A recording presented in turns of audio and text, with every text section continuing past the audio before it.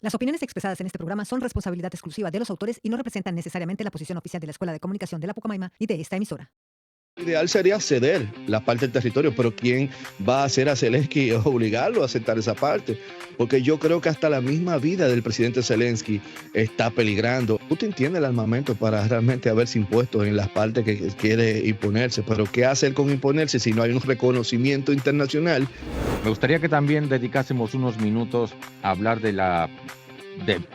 no sé si es mal llamado, pero en fin, para entendernos, del plan de paz de Gaza. A los 2 semanas, 15 días, ya estaba prácticamente Israel dándole funda de nuevo a esa zona de Gaza. Y es por ello que hay un problema, aunque no sale públicamente, hay un problema de fricción entre Benjamín Netanyahu y el presidente Donald Trump, porque Netanyahu está totalmente incontrolable. Laureano, nos ha matado la ideologización que tenemos ahora mismo en América Latina o Hispanoamérica. Estamos totalmente divididos. Parece que el 2026 promete mucho más de lo que esperamos. Tenemos que prepararnos para el mismo. De Todo Magazine. Para los que nos gusta hablar de todo sin saber de nada. No privamos en eruditos. Saludos cordiales a la audiencia de Estudio 97.9 FM, también a la audiencia que nos sigue en YouTube y en Spotify, si usted es un poquito más de la nueva generación que prefiere los podcasts. Como ustedes pueden ver, estoy sola en esta mesa cual Camelot, como dice mi compañero Laureano de la Cruz, y esto es porque Laureano labró la tierra temprano, trabajó la tierra temprano, entonces él ya hoy está descansando y yo tengo que hacer mi parte del trabajo. Así que vamos a entrar en materia. El programa hoy tiene un contenido muy valioso, muy interesante. Así que vamos a contarle a ustedes qué tenemos para hoy. Para arrancar, pues un programa casi monotemático porque tenemos una entrevista con un experto en relaciones internacionales que analizará el plan de Gaza, que pues sigue siendo noticia y por supuesto requiere seguimiento y análisis, y también lo requiere esta propuesta de paz del presidente Donald Trump para esta guerra entre Rusia y Ucrania. Sobre el análisis, pues decir que de ahí también extrajimos la frase de la semana, una frase contundente sobre esta situación política que se está dando en el Caribe y en este lado del continente. Personaje de la semana, mire, no se lo pierda. Este es un hombre que parece que le reza mucho a Santa Rita, porque logró algo que parecía casi imposible. Bueno, hoy no voy a decir esto y más en De Todo Magazine porque esto es lo que hay, pero créanme que es súper sustancioso.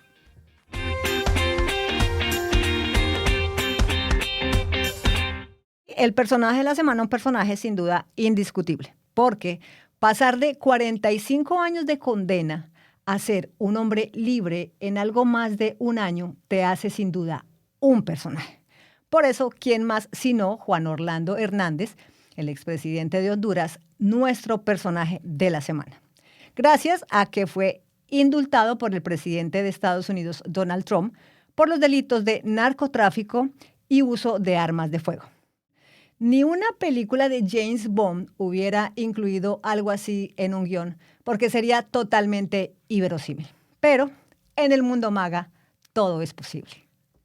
Hernández, conocido en ese mundo oculto del narco, era alias Jo. Fue presidente de Honduras entre 2014 y 2022 y, tal y como lo reseña la página del Departamento de Justicia de Estados Unidos, del 21 de abril de 2022 fue acusado formalmente tras ser extraditado. La administradora de la DEA, Ann Milgram, lo explica así en la acusación. La investigación de varios años de la DEA reveló que Juan Orlando Hernández, el expresidente de Honduras, fue una figura central en una de las mayores y más violentas conspiraciones de tráfico de cocaína del mundo.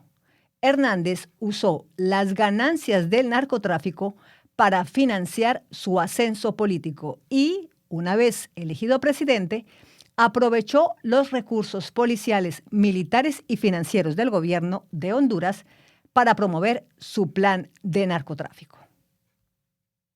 Según fiscales del caso, los vínculos del expresidente Hernández con el narcotráfico comenzaron desde el 2004, cuando era congresista, pero las denuncias se hicieron públicas hasta 2010. Tomaron fuerza y empezaron a ser decisivas en 2019, cuando su hermano, el congresista Juan Antonio Tony Hernández, fue declarado culpable por un jurado el 18 de octubre de 2019 y luego sentenciado a cadena perpetua en marzo de 2021, por si acaso durante la primera gestión de Trump. ¿Sería que también fue un error de ese gobierno, como afirma que ocurrió con el expresidente durante el gobierno de Biden? Me pidieron los hondureños, mucha de la gente de Honduras, dijeron que era un montaje de Biden. No me refiero a Biden, mira, Biden no sabía que estaba vivo, pero fue la gente que rodeó el escritorio de la Casa Blanca, que rodeaba a Biden cuando estaba allí, que era como muy poco tiempo. Y la gente de Honduras realmente pensó que estaba montado y que fue una cosa terrible. Era el presidente del país y básicamente dijeron que era un narcotraficante porque era el presidente del país. Y decían que fue un montaje de la administración de Biden. Y miré los hechos y estuve de acuerdo con ellos. Sobre el indulto al expresidente, según el periodista colombiano Daniel Coronel en su reporte para la W, al parecer Roger Stone, cabildero y estratega político, es el hombre detrás del milagro. Y no es para menos recibir un indulto después de ser condenado por conspirar para traficar 500 toneladas de cocaína, que incluye recibir $1 millón del Chapo Guzmán para su campaña, uso y posesión y conspiración de armas de fuego. Ni la Virgen de Suyapa hubiera intercedido. Pero Roger Stone sí decidió interceder, tal y como lo afirma en su red social. Un indulto propio recibido en 2020, dado por su amigo Trump, le dio la fe suficiente para creer que podría lograr un indulto de nuevo. Quizá nuestra Santa Rita de Acacia gusta de trabajar con los MAGA lovers, como dice mi compañero Laureano de la Cruz.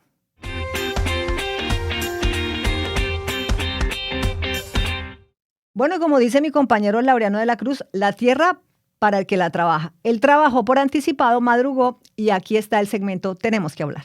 Bien, y en este segmento tenemos con nosotros a don Pedro Ledesma, quien es profesor universitario, catedrático, experto en relaciones internacionales, seguridad nacional, geopolítica. Nadie mejor que él para hablar un poco de todo lo que está aconteciendo en el mundo. Y para dar un poco de contexto, antes de que él entre en escena, decir que, bueno, se han puesto sobre la mesa los planes de paz del presidente de Estados Unidos, Donald Trump, para los conflictos, por un lado, entre Israel y Palestina y por el otro lado, entre Rusia y Ucrania. Ambos planes han generado polémica, en parte porque para muchos se trata de negociaciones donde Trump estaría inclinado hacia una de las partes, uno de los actores, y probablemente consideramos que el que tiene más poder, dejando más debilitada la parte débil o vulnerable en esa negociación. Insisto, esto todavía no ha llegado a su final, sino que digamos que es algo que estamos transmitiendo en tiempo real, si es que se puede decir de esta manera, en una entrevista pregrabada. Y decir, por ejemplo, que tras 2 años de guerra en Gaza y un saldo de casi 70.000 palestinos muertos, el presidente de Estados Unidos, Donald Trump, propuso en octubre un plan de paz para frenar la violencia y abrir una salida política al conflicto. En noviembre, el Consejo de Seguridad de la ONU respaldó una resolución que apoya el proceso hacia la paz, aunque no en todos los detalles del plan o de más de un plan que parece que hay sobre la mesa. Así que esto va a ser un poco complejo. Mientras que por el otro lado, en cuanto a Rusia y Ucrania, una guerra muy larga, ya lleva 3 años, algo que todos pensábamos en un principio que iba a ser muy corto, ha sido justo todo lo contrario, y todavía no cuenta con el aval del Consejo de Seguridad de la ONU. Se trata de un borrador, como un documento inicial para empezar a negociar, y los puntos más sensibles incluyen la exigencia rusa de que Ucrania no se integre a las alianzas militares, por ejemplo, como la OTAN, o la posible cesión territorial de zonas ya ocupadas como Crimea, el Donetsk, Lugansk y parte de Zaporilla y Gerson. Así que esto quizá hablamos, o tengo la impresión de que hablamos muy apresuradamente de planes de paz cuando las bases mínimas para empezar los procesos de negociación pues son eso, bases muy mínimas. Don Pedro Ledesma, saludos cordiales y muchísimas gracias por estar con nosotros en Destodo Magazine. Y bueno, la primera pregunta es casi obligada. ¿Qué opina sobre, vamos a llamarle el borrador inicial que ha presentado el presidente de Estados Unidos, Donald Trump, sobre el plan de paz Rusia-Ucrania? Antes que nada, agradecerte la invitación, Laureano, saludar a Dolly y a Hansel también, que está por acá acompañándonos, y a todo el público de este importante medio en el cual ustedes le llevan información variada de todos los aspectos que tocan. Realmente es un borrador, realmente del cual el presidente Donald Trump, si recordamos algo que prometía cuando estuvo durante la campaña, era que una vez llegara, él la iba a acabar en 3 días. Inicialmente se mencionaba lo referente a lo que era el conflicto de Ucrania y Rusia.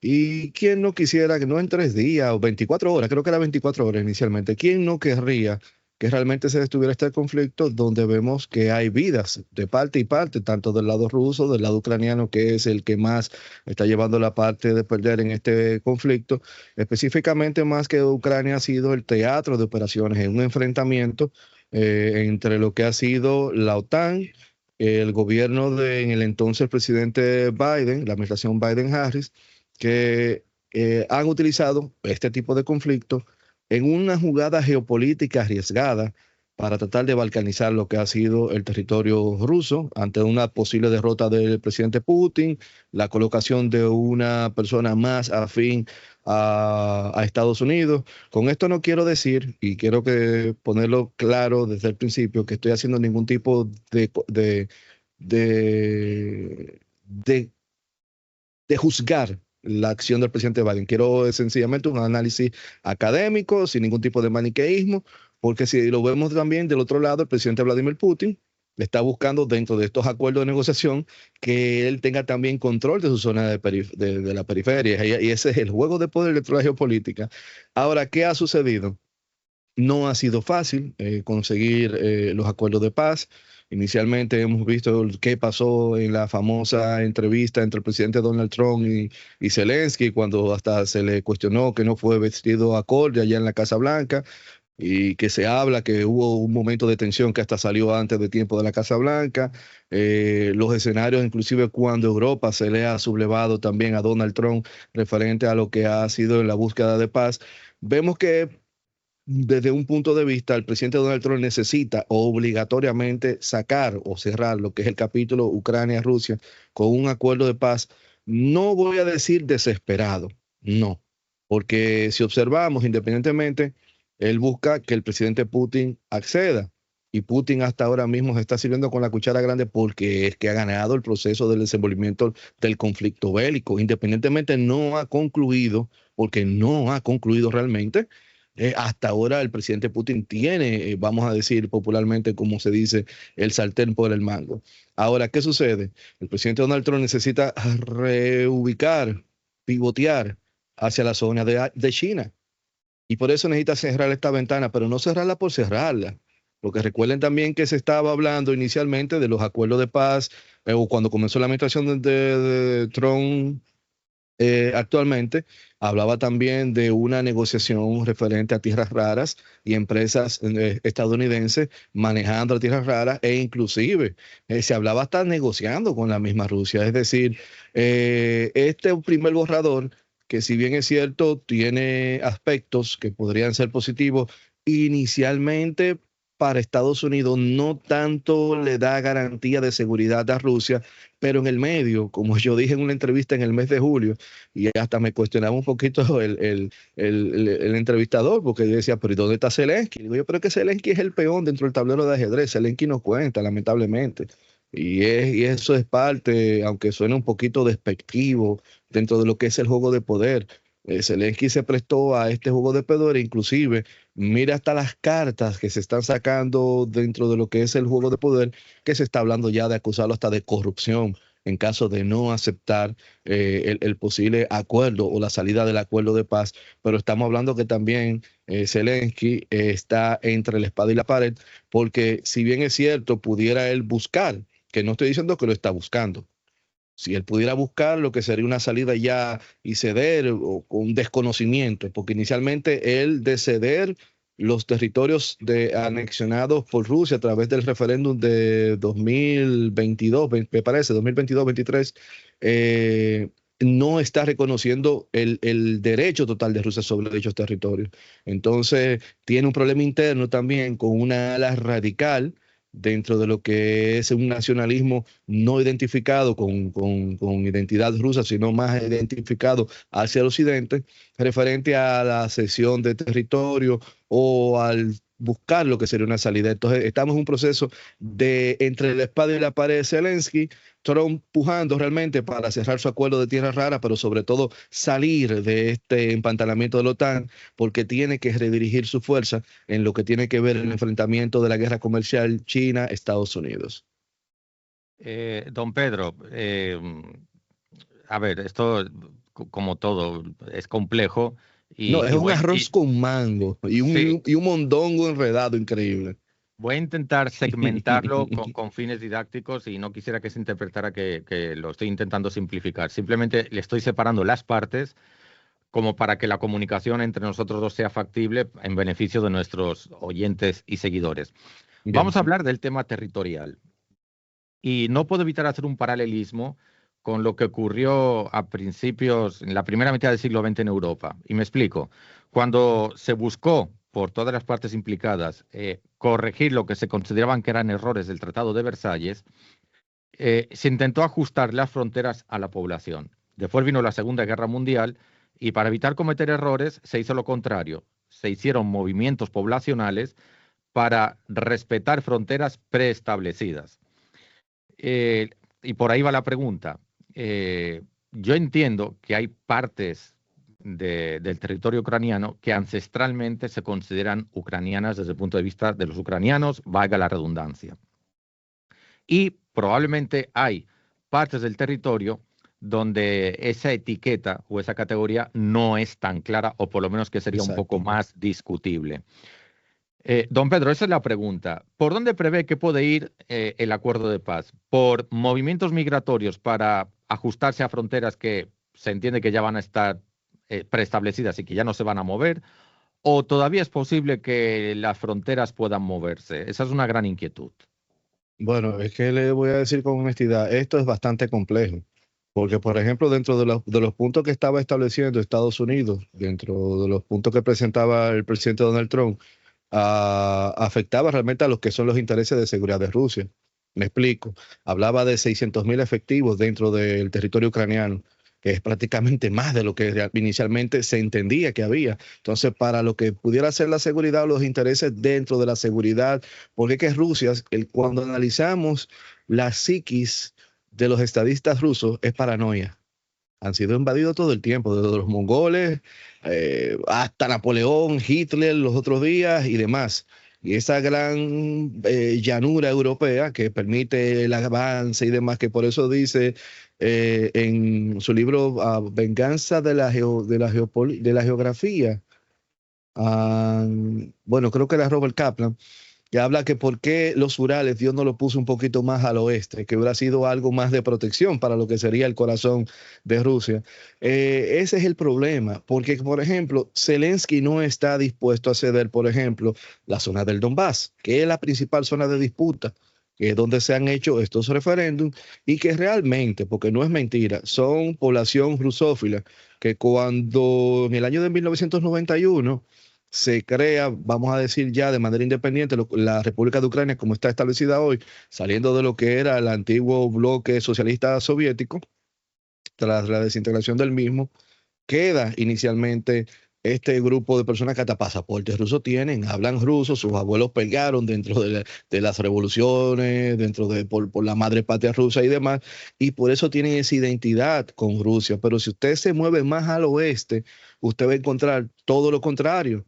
Si no, son más afines a lo polaco y demás. Inclusive, hay una entrevista que le hace Tucker Carlson a Putin, y Putin hace más o menos, al presidente, perdón, Putin de Rusia, y Putin hace más o menos esa aseveración. Inclusive, cuando él menciona un poquito más a los Cárpatos y demás, ahí te va a encontrar personas de Hungría, que visten como húngaro, que tienen su identidad con Hungría y que no van a identificarse nunca con Rusia y mucho menos posiblemente con Ucrania, aunque viven dentro del territorio de Ucrania. Yo considero que lo estratégico inicialmente, porque una vez discutíamos una de esas peñas de académicos, nosotros teorizando ahí, y decía, no, porque Ucrania le ha dado la pelea a Putin. Putin tiene el armamento para realmente haberse impuesto en las partes que quiere imponerse, pero ¿qué hacer con imponerse si no hay un reconocimiento internacional, que es lo que él está buscando para poder exhibir la victoria?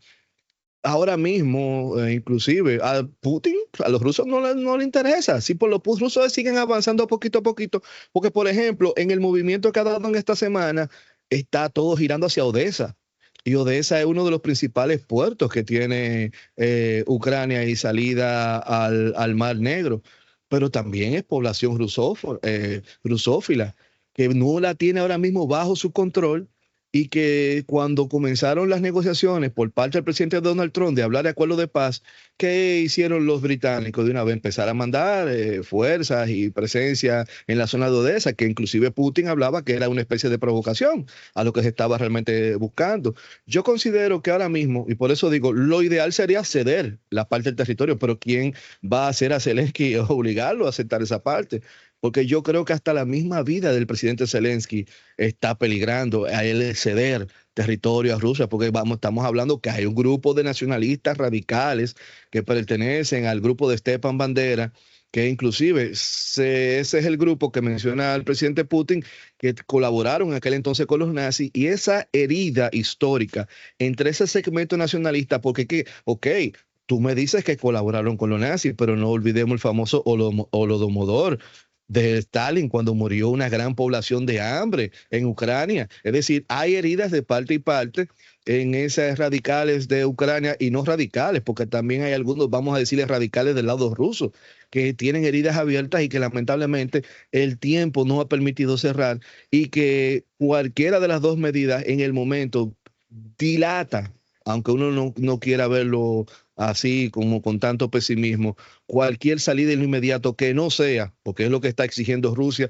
y Rusia no va a salir sin territorio en la mano, porque es que se atreven a fusilar al presidente Putin.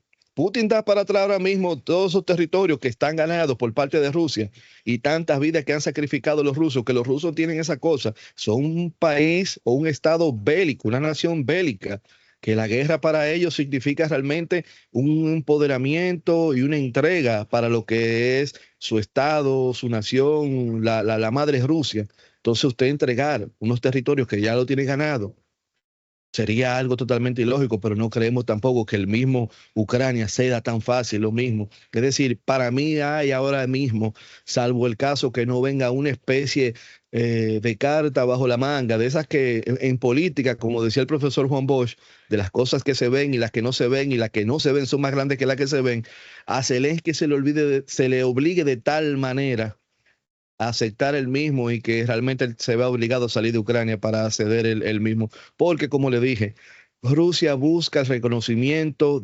territorial internacional, porque no estamos hablando solamente de Estados Unidos, sino de Europa.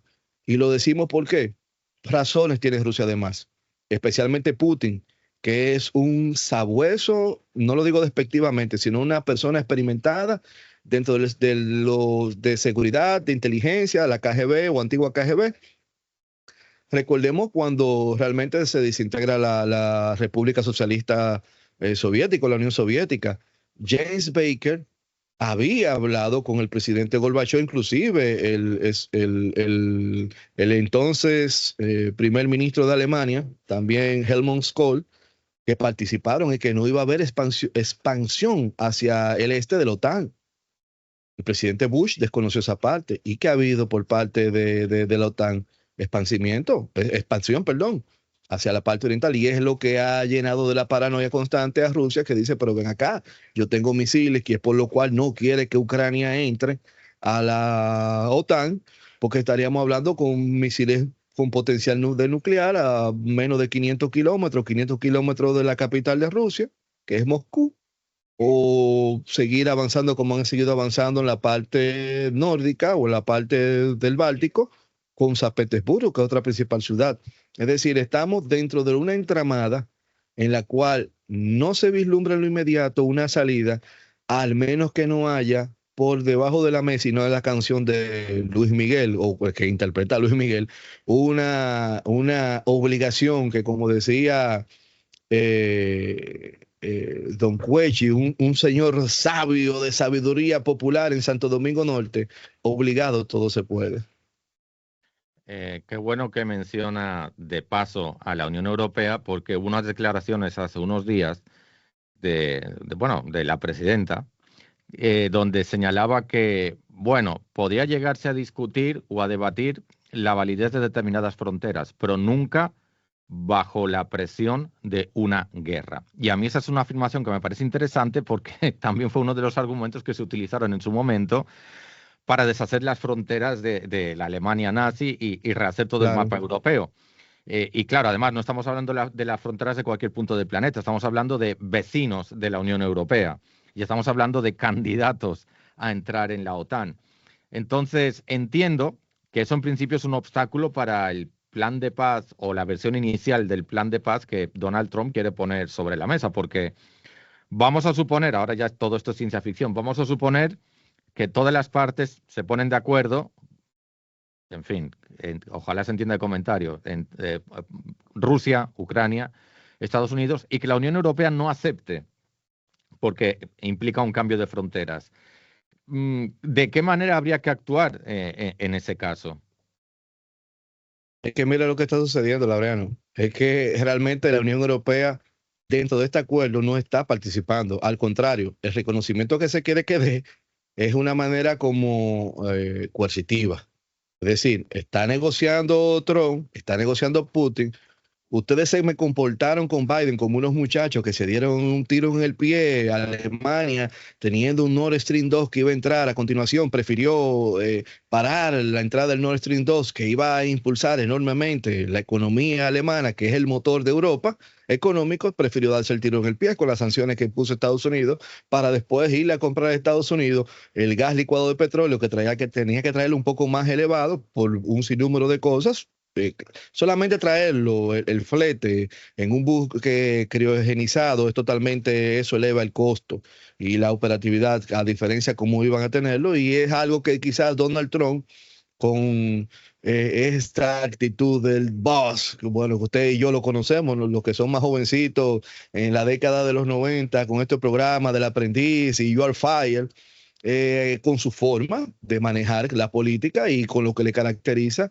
Y Donald Trump, aparte, independientemente de eso, yo más que pedante, yo lo veo que a él le gusta realmente, porque con él ha sabido colocarse de un Estados Unidos derrotado en ese escenario, cuando la salida del presidente Biden, a un Estados Unidos que ha tenido que sentarse tanto con China como con Rusia y sentarse con ellos como un Tailerán dentro de lo que fue ese Congreso de Viena de 1815, donde Napoleón había sido derrotado en Waterloo, y hay que sentarse a negociar con Trump, siendo China y Rusia prácticamente los ganadores de este escenario, porque aunque China no saca la cabeza, quizás China está viendo el actual escenario en la zona de Eurasia como un posible ejercicio cuando China decida ir a buscar lo suyo, que está en Formosa, que es Taiwán. Entonces, vemos ese trato quizás de muchachos, de mandado que se le está dando a la Unión Europea, por eso es que todos se han revelado un poco y usted ve un Pedro Sánchez un poquito envalontenado ahí en España contra Trump, el mismo primer ministro del Reino Unido, el Sí, secretario pero de la Pedro, OTAN.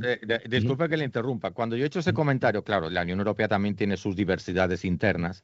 Yo lo he dicho porque hay dos gestos muy llamativos, que son el incremento de gasto militar en Francia y el incremento militar en Alemania, más reclutamiento voluntario, que eso en el caso de Alemania es absolutamente histórico, rompe un paradigma porque habían apostado un poco, lo voy a decir de esta manera Al para que se desarme y entienda, al a la desarme y al desmilitar. pacificismo post Segunda Guerra Mundial. Entonces, esto es un giro muy significativo que, combinado con las declaraciones de la presidencia de la Unión Europea, dan un poco a entender, ok, hasta ahora hemos sido, qué sé yo, comparsas en todo esto, pero vamos a empezar a apostar a la seguridad para, no es que vayamos a declarar la guerra a nadie, pero bueno, vamos a empezar a tener como un incremento en el ámbito militar, en el ámbito de la seguridad, y a partir de ahora a ver si nos empiezan a pedir la opinión para ciertas cosas. Es como un mentamensaje, es como una lectura que se puede hacer. No sé si es la correcta, porque yo no soy el experto, pero me gustaría saber tu opinión en ese sentido. No, recuerde que cuando el presidente Donald Trump gana las elecciones, tiene el famoso MAGA, Make America Great Again. Todos los tipos de acuerdos, negociaciones que hace Estados Unidos es beneficio a Estados Unidos.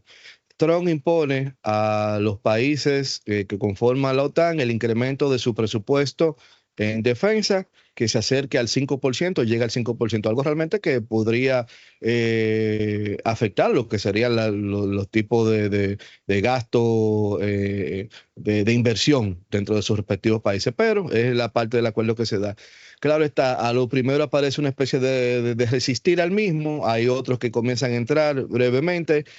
Cabe destacar que si llama la atención, no solamente Alemania, tenemos también Japón. Japón, estamos viendo que en el mismo mar cerca de China, estamos viendo que está haciendo no solamente grandes incrementos, está comenzando a utilizar un conjunto de armamentos que no estaban utilizando previo, posterior a la Segunda Guerra Mundial, mejor dicho, que es lo que usted está diciendo. Es decir, llama la atención que hace como unas 2 semanas el ministro de Defensa de Alemania está hablando que de aquí al 2029-2030 se está hablando de una posible guerra, enfrentamiento directamente con Rusia.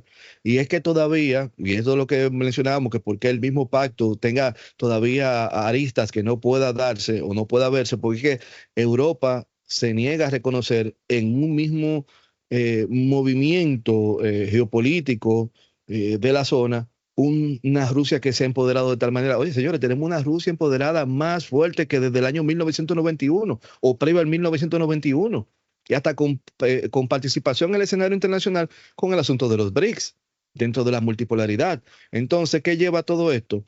Lo que hablaba Alison Graham en lo de la famosa trampa de Tucídides, que cuando usted tiene una potencia que va en descenso y otra va en ascenso, lamentablemente podemos terminar en un enfrentamiento. No estoy diciendo que es Rusia la que va en ascenso. Ahora, Rusia es el aliado estratégico y el paraguas nuclear de la potencia que va en ascenso, que es China. Y entonces, por eso que usted ve, tratando de Trump conquistar a Putin para volver a tener, por ejemplo, esa jugada maestra que hizo Kissinger en la década de los 70, alejar a Pekín, alejar a Moscú, pero acercar a Pekín de Washington, acercar a Moscú de Washington y ellos mantenerse alejados. Entonces, ese escenario que se ve dentro de la Unión Europea, que se está hablando de posiblemente en un escenario bélico, no muy lejano, posiblemente. Inclusive han habido provocaciones al presidente Putin. Putin no ha caído en ningún tipo de provocaciones. Previo a la reunión de Alaska se vieron provocaciones, e inclusive del mismo presidente Macron, que muchos analistas hacían bromeando y que el Napoleón del siglo XXI, que iba ahora mismo a salir con estas actitudes. Pero sí cabe destacar que es bastante delicado lo que se viene dando en la zona de Europa, porque han sido todo el tiempo los revoltosos. La Primera Guerra Mundial fue ahí, la Segunda fue ahí, parece todo indicar que la tercera tendrá su chispa en esa misma zona. Y como digo, no hay ahora mismo dentro del liderazgo europeo, salvo el caso del primer ministro de Hungría, que dice que no hay necesidad de estar provocando a Rusia, e inclusive tiene su posición contra los inmigrantes, pero él ahora mismo es una golondrina, y una golondrina no hace verano, como dice lo demás, cuando el liderazgo mayoritario realmente de la Unión Europea, que si bien es cierto, tienen sus diferencias cada uno dentro de lo que son sus intereses con sus respectivos países y sus intereses nacionales, pero sí están todos a una sola voz en enfrentar a Rusia, sea como sea, y entendiendo de que Putin es posiblemente un tirano en potencia. Cambiando un poco de carril, pero carriles que están dentro de la misma autopista, es decir, yo creo mucho en la teoría de los vasos comunicantes aplicada a la geopolítica. Me gustaría que también dedicásemos unos minutos a hablar no sé si es mal llamado, pero en fin, para entendernos, del plan de paz de Gaza. Yo creo que debo utilizar el mismo símil. Vamos a hablar como de la primera versión o versión inicial de esa serie de documentos que se van a ir intercambiando, enriqueciendo sobre el plan de Gaza, que, bueno, también es iniciativa de Trump, y que voy a empezar por lo último. Esa solicitud de indulto de Netanyahu al presidente de la República en Israel, porque recordando que Netanyahu no es jefe de Estado, es primer ministro. Primer ministro. Es primer ministro y no sé, entiendo que es una variable o es un factor que puede incidir hasta cierto punto en el resultado final o en la versión final de ese acuerdo de paz. ¿Cómo lo ves? Bueno, hay que recordar algo. Los eventos que se dan el 7 de octubre del 2023, muchos lo ligan realmente como un ataque de falsa bandera, partiendo de la situación política que enfrentaba o que enfrenta todavía el primer ministro Benjamin Netanyahu, Tanto así que a partir de ahí se ha mantenido en lo que es un conflicto constante con toda la región, no solamente en el plan geopolítico del Gran Israel, que es un expansionismo que va desde el Nilo llegando hasta la frontera de Turquía, por eso que usted ve ese enfrentamiento hasta con Recep Tayyip Erdogan, el presidente de Turquía. Vemos que esto ha sido todo un proceso en el cual Netanyahu, dentro de lo que es este mundo de carnívoros geopolíticos, porque que no podemos verlo como vegetariano o como vegano, esto es lamentablemente la ley del más fuerte, el más alto en la pirámide y demás. El plan del presidente Donald Trump, usted sabe que el presidente Donald Trump quizás dentro de lo que sería su vida exitosa en los negocios, su vida exitosa en la política, porque podemos estar de acuerdo o no, quizás con su forma, pero usted llegar al presidente, a ser presidente de una de las potencias más grandes que ha dado la historia de la humanidad, es realmente un privilegio para cualquier ser humano. Llegar a un acuerdo de paz y lograr un cierto acuerdo de paz y lograr ese premio Nobel de la Paz, que quizás era algo que buscaba en lo personal, pudiera jugar un papel importante. Ahora, ¿hasta dónde el acuerdo de paz realmente trae paz y no beneficia solamente a una de las partes o lava la cara a una de las partes? Yo no soy ni contra Israel, ni soy pro-palestino. Yo trato, vuelvo y digo, de hacer análisis académico, porque después que le ven la barbita a uno y uno hace unos análisis, ya los indican que izquierda, que derecha, que esto, que lo otro. Mire, todos sabemos cuando observamos en el año de 1996, hubo un libro que tiene que ver con la lucha contra el terrorismo, escrito por Benjamín Milosevic, que es el apellido inicial real de Benjamín Netanyahu, que es de los Házaros, como menciona eh, el analista geopolítico Alfredo Jalife. Y cuando usted observa el devenir del tiempo a esa famosa lucha contra el terrorismo, involucra países en los cuales ha intervenido militarmente Estados Unidos. Vemos la desestabilización con las primaveras árabes que se da en el norte de África, ya conocemos esos países, que es dentro de la zona del Magreb. Vemos también lo que ha sucedido no solamente en Egipto, en Siria, Somalia y demás, que coincidencialmente lo mencionaba Netanyahu. Parte de eso que se da ahora, que dentro de ese movimiento le queda en pie Irán. Vimos lo que se dio, la famosa guerra de los 12 días, que algo hay que decir, los misiles hipersónicos que manejaba Irán lograron penetrar lo que fue el famoso cúpula de hierro y demás, e inclusive se habla que hubo censura referente a la comunicación a los medios para presentar los daños que habían causado de lo mismo, y es por ello que interviene el presidente Donald Trump en dicho conflicto. En lo referente a Gaza, Palestina, que va a su pregunta inicialmente, vemos que ha habido un uso desproporcional de la fuerza por parte de Israel. No voy a decir que haya o no haya genocidio, no voy a utilizar el término, me lo voy a reservar, pero sí puedo decir, sin temor a equivocarme, que hay un uso desproporcional de la fuerza. Ahora, unos acuerdos de paz que sea usted sacando a la parte agredida, porque también dentro de los acuerdos de paz se está hablando hasta de posibles inversiones dentro de lo que es la zona de Haifa y toda esa zona que son zonas productoras de gas natural, porque estamos hablando el potencial no solamente turístico con la cual se está mirando, porque inclusive uno de los enviados especiales del presidente Donald Trump, que estaba cenando con Putin ayer, apellido Kessner, es su yerno y es de los inversores que están metidos allá. E inclusive se habla del ex primer ministro de Inglaterra, estuvo acá en República Dominicana el 27 de febrero, acompañando al presidente. Se me va el Tony Blair. Tony Blair. Se habla como una especie de administrador o de algo en la zona de Gaza. Es decir, este acuerdo de paz, que si bien es cierto, inicialmente se ha firmado una especie de cese al fuego momentáneo, pero que si usted se da cuenta, a los 2 semanas, 15 días, ya estaba prácticamente Israel dándole funda de nuevo a esa zona de Gaza. Y es por ello que hay un problema, aunque no sale públicamente, hay un problema de fricción entre Benjamín Netanyahu y el presidente Donald Trump, porque Netanyahu ha estado totalmente incontrolable ante los intereses de Israel, pero no de Israel. Hay gente que dice que es más personal, porque como se está viendo, usted lo mencionaba, el jefe de Estado allá le planteó, bueno, está bien, yo lo voy a perdonar, porque ya inclusive el mismo presidente Donald Trump lo pidió en el Parlamento en su visita que hizo por el Medio Oriente, hizo el pedido del mismo que lo perdonaran, pero él tiene que retirarse de la política, tiene que renunciar inmediatamente, cosa que él no va a hacer porque si cede el poder político pudiera verse apretado. Entonces es una diatriba en la cual estamos hablando y que ahora mismo no se prevé realmente salida muy benéfica para lo que son los habitantes de esa zona de ahí, sino que se está viendo lo que es expansionismo por parte de Israel desde 1948 a la fecha, que ha sido el que más territorio ha ido abarcando en esa zona.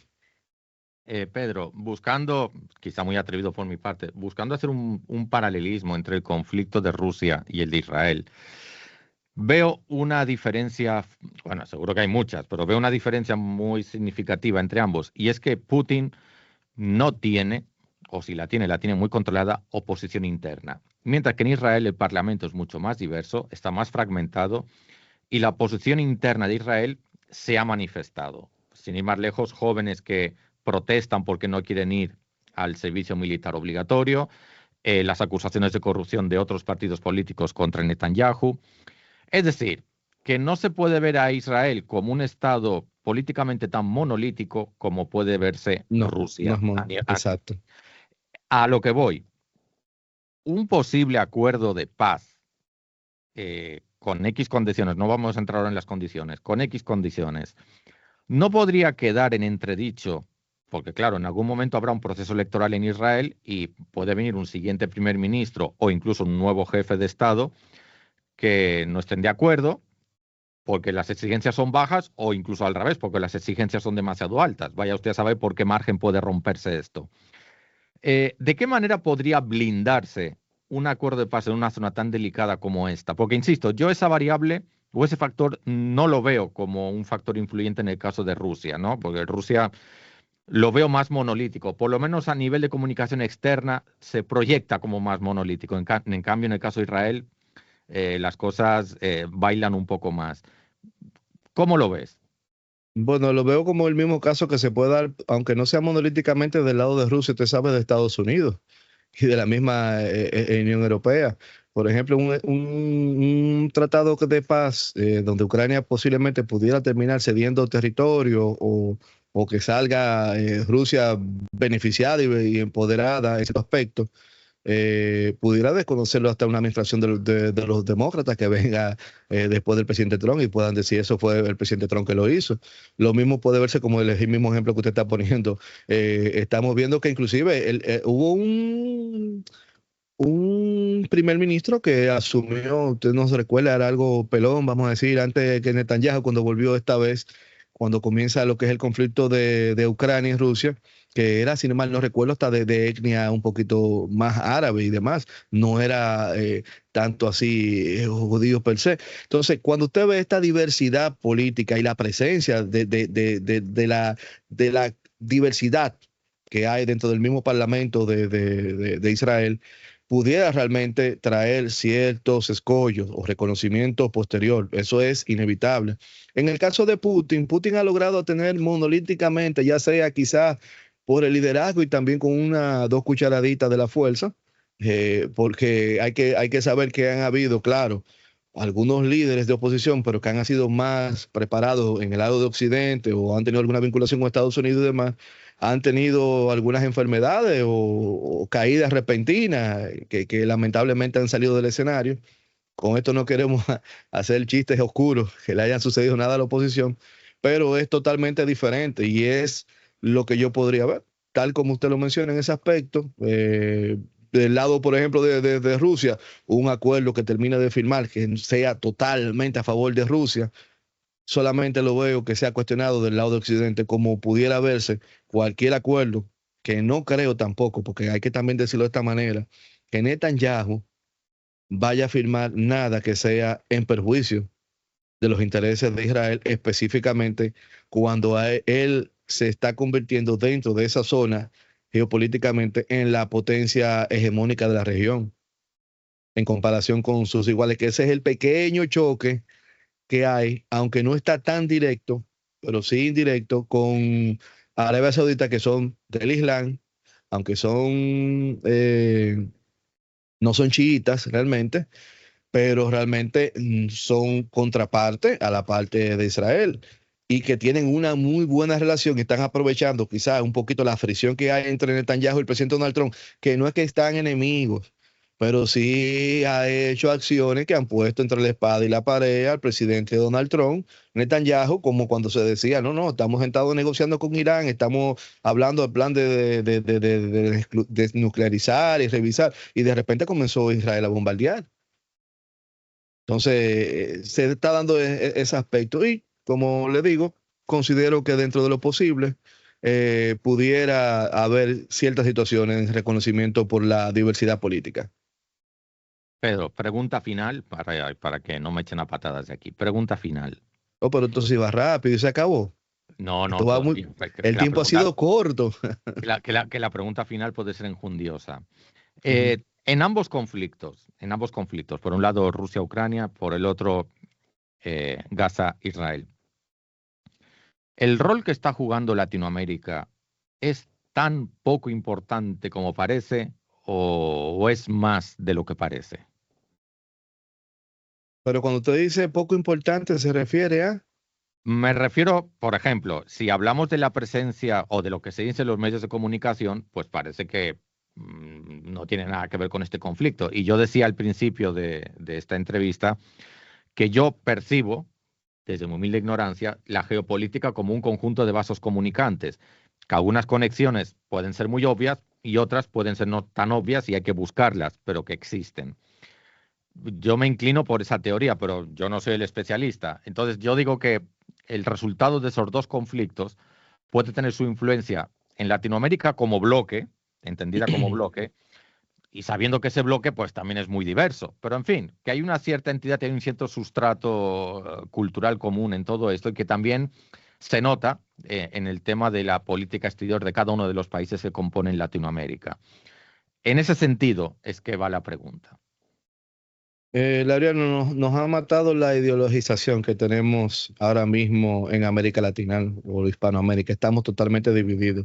Es penoso ver que cuando tú, por ejemplo, planteas cualquier actividad, y lo decía ahorita de manera de chanza, de que, mira, yo no estoy de acuerdo con lo que está pasando en Gaza, no estoy de acuerdo con la agresión que está pasando con los palestinos, no estoy de acuerdo, como lo dije en una entrevista pasada, de que República Dominicana se inmiscuya en los asuntos entre Venezuela y Estados Unidos. Es un problema de Venezuela y Estados Unidos. Ahora, nosotros en el papel internacional ni podemos apoyar la invasión, ni podemos apoyar el intervencionismo, ni podemos apoyar el desarrollo y automáticamente se me desindica de socialista, de izquierda y demás.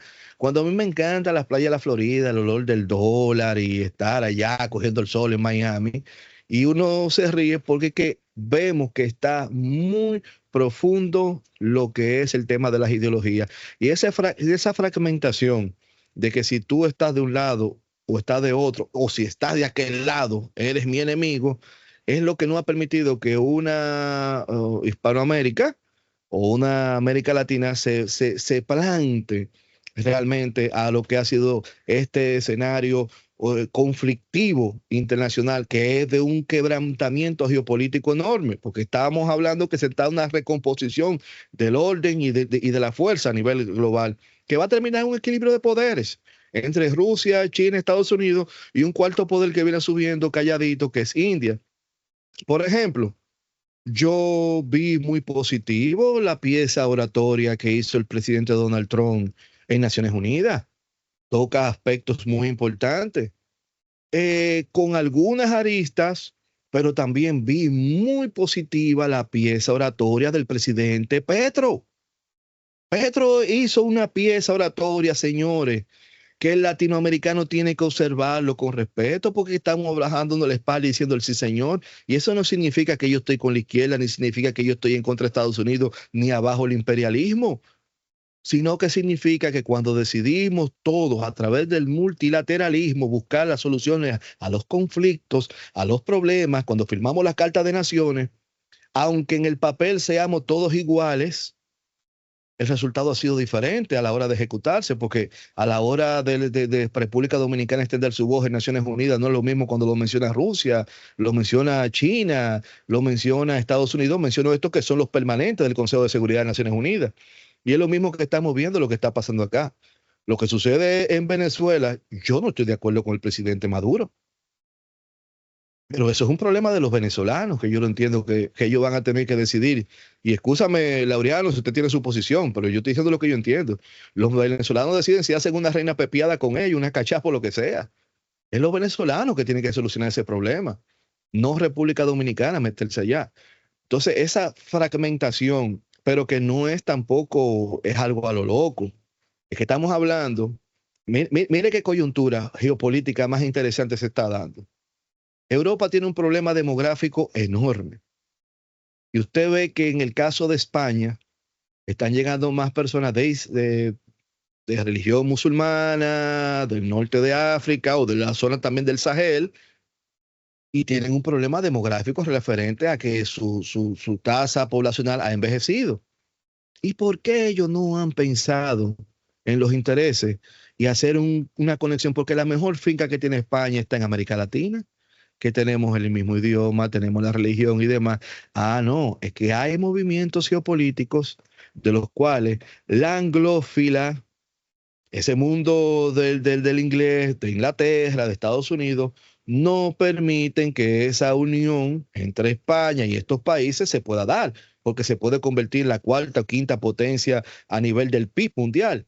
Pero lo mismo pasa si nosotros lo hacemos sin España, porque no es obligatorio hacerlo con España, podemos hacerlo entre nosotros.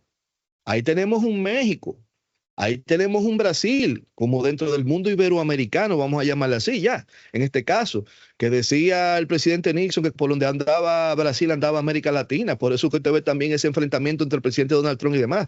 Es decir, la ideología nos ha hecho mucho daño, que no ha permitido que nosotros como Latinoamérica tengamos un organismo de nosotros en el cual podamos dirimir nuestras diferencias, pero sobre todo poner nuestros intereses como bloque por encima de nuestro hermano mayor que está para el norte y que nos da nuestro cocotazo de cuando en vez y vienen a decir o porta bien o porta avión.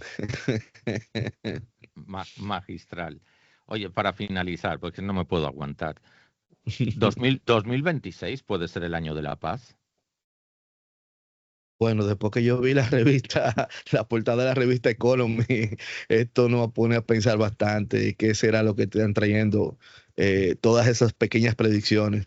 Vayan y busquen la revista The Economics, que tiene mucha promesa de que va a ser un año muy entretenido, porque lo primero se ve un futbolista pateando como una especie de mundo con unos barcos que están llevando los contenedores, pero de los contenedores salen unos cañones apuntando.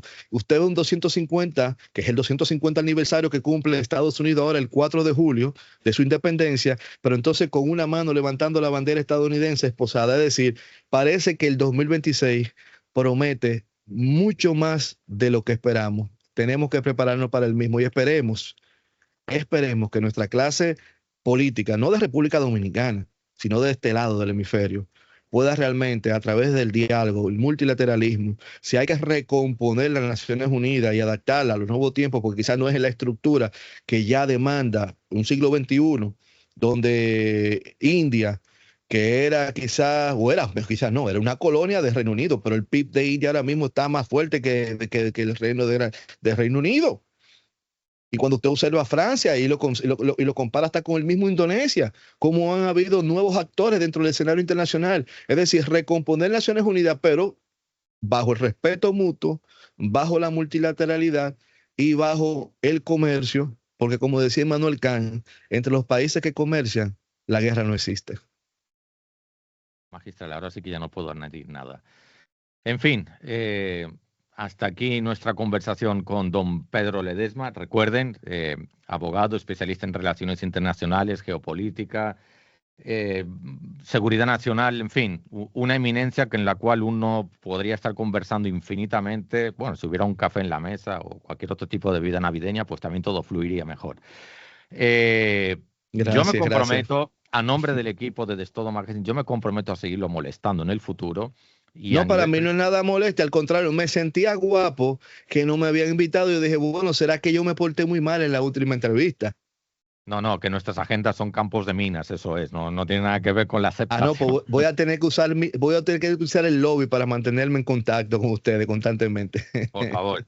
Y ahorita fuera de aire también contacto con usted porque tengo interés.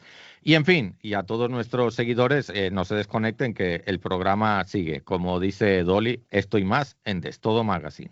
Muchas gracias.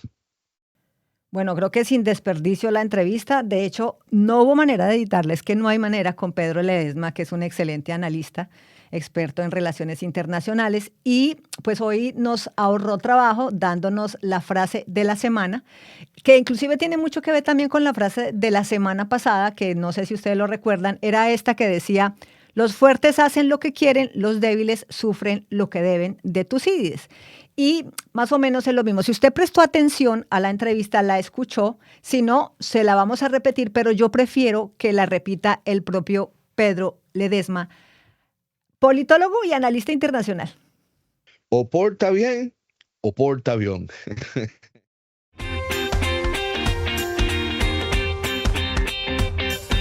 Bueno, yo dije que el programa estaba sustancioso y yo creo que no me equivoqué. Es más, esa entrevista, si usted quiere, repítala. Es más, la vamos a encapsular solita para que usted la escuche, porque Pedro tiene mucho conocimiento de la situación internacional y creo que vale la pena que nos informemos bien con expertos sobre lo que está ocurriendo en el mundo. Nos fuimos, momento de la despedida. Yo soy mala dando esas frases célebres que suele dar Laureano de la Cruz, así que simplemente me despido diciéndole: escúchenos a través de la 97.9 FM todos los sábados a las 2 de la tarde. También síganos en nuestras redes sociales y nos puede ver aquí por YouTube y también por Spotify. Nos vemos el próximo viernes. Bye bye. Para los que nos gusta hablar de todo sin saber de nada. Destodo Magazine. No privamos en eruditos.